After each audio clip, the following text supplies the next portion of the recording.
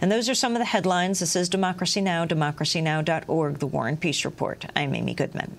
We begin with the Central Asian Republic of Kyrgyzstan, which has been ravaged by violence in recent days. At least 117 people have been killed in 3 days of fighting between Kyrgyz and ethnic Uzbeks in the southern city of Osh. Some 1,400 people have been injured. An estimated 80,000 Uzbeks have fled and are reportedly crossing the border into neighboring Uzbekistan. The interim government has declared a state of emergency in the region and given security forces shoot-to-kill powers. Rosa Altambayeva, the interim government leader, urged Russia to send in troops to quell the violence. Со вчерашнего вечера на сегодняшний день ситуация Since last night, the situation is getting out of control, and today we need the entry of the third party, its forces, or to be exact, of another party's forces. Because here I am talking about our country, Kyrgyzstan, so we need an entry of outside armed forces to calm the situation down. We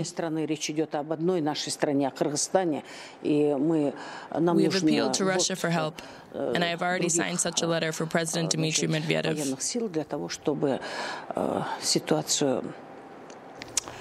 Russia has said it has no plans to intervene in the clashes, but on Sunday, Moscow sent hundreds of paratroopers to Kyrgyzstan to protect its military facilities in the north. The interim government has accused the former president, Kurmanbek Bakiyev, of provoking the violence in order to destabilize the country ahead of a planned constitutional referendum later this month. Bakiyev was ousted from power in an uprising last April.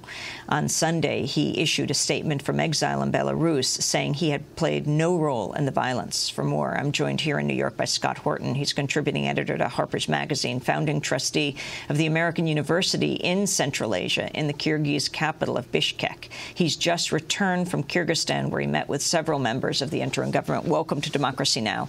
You know the government well. You know many of the people in Kyrgyzstan. Explain what's happening, Scott. Well, it's a really tragic situation. It's a severe test of this interim government, and the government's laid a heavy charge at the former dictator, Kurmanbek Bakiyev, saying he's instigated this. And while it'll take a comprehensive investigation to establish the facts after all this has been calmed down and quieted, nevertheless, there really is already significant evidence to back up what the government says. So last week, before the violence had commenced, there were good intelligence reports circulating among the government that the president's brother, Janusz Bakiyev, had been collecting guns and spreading weapons and ammunition amongst their supporters in this southern region. That's right, of the former president, the deposed president, with the intention of instigating violence in the south. And the reports, I've spoken to people directly in Osh who've witnessed some of these events. They're not spontaneous events. They're very carefully orchestrated. They're really more pogroms than riots. So well-armed gangs go in, and they're systematically targeting Uzbek settlements and killing the population and leveling the settlements. So it appears to be designed to demonstrate what is a fact, that is, that the central government in Bishkek has very little control over the South, and to demonstrate the need for a strong authoritarian president, which, you know, Kurmanbek Bakiyev was always viewed as exactly that. Who threw him out? He was thrown out by a popular uprising that started in the northern part of the country. And Bakiyev, of course, is from the south. So there is this inherent north-south tension in all of these troubles in Kyrgyzstan. And the current government is composed largely of northerners, is based in the north, has very weak support in the south only. Let's go to the map. Describe where Kyrgyzstan is. I usually describe it as being slightly to the left of China. So we're talking about the roof of the world and some of the highest mountain ranges, the Tian Shan region. So it is on the eastern periphery of the Soviet Central Asian region, but facing Chinese Central Asia, about as remote a spot in the world as you can get. Right next to the very repressive Uzbekistan.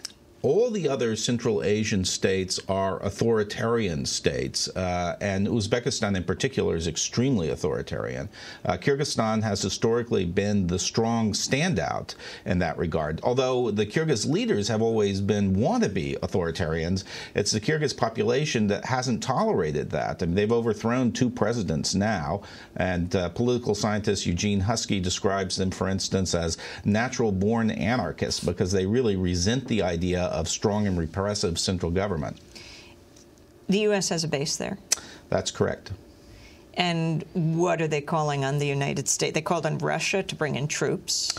They addressed, as I understand, they initially addressed a request to Russia for troops to help quell the violence, largely a result of the fact that things had spun completely out of control. They thought that hundreds of thousands of people were threatened by this, and they felt that because of the interethnic element, really the only way this could be successfully calmed without stirring up the anxieties of the people was to have a third party come in. So they thought Russia should do it. Russia has rebuffed them, although they say now they're considering it again. President Medvedev's office says that. But they also directed requests for military assistance to the United States, which I understand were declined this weekend.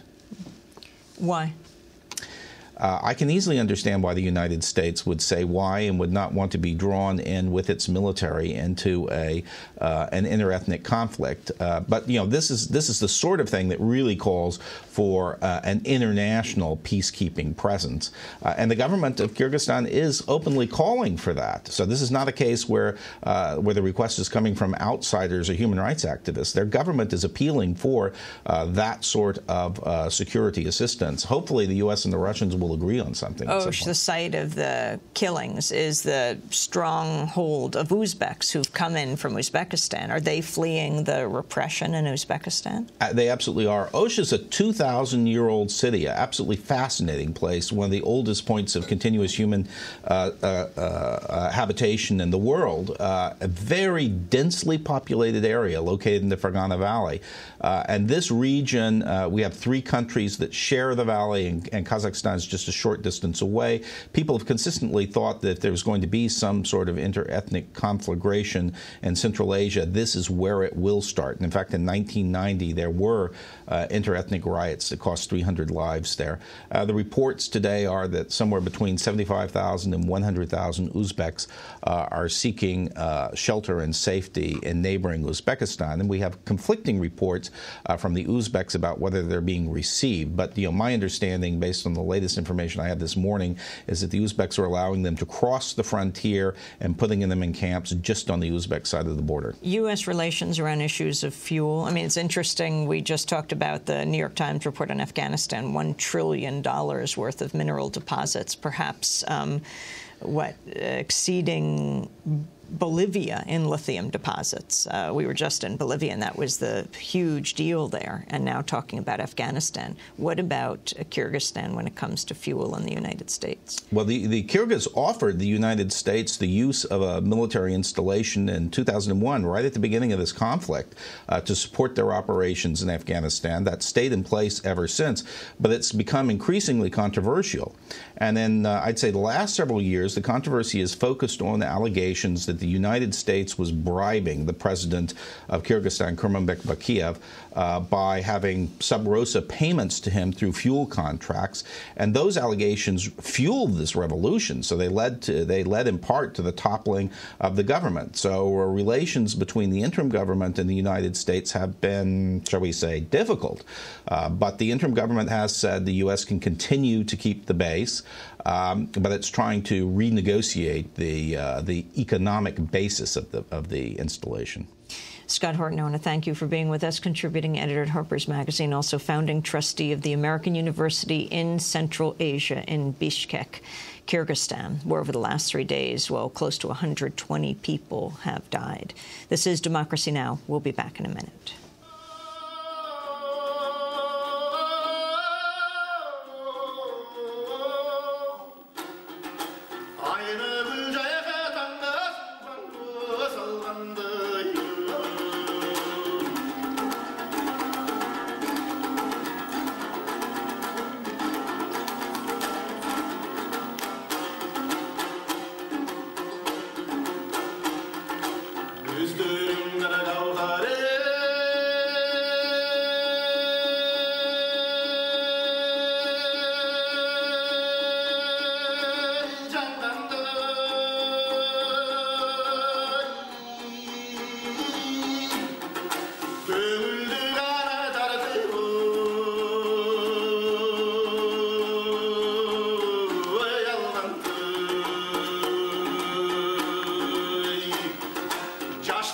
Kurmanbek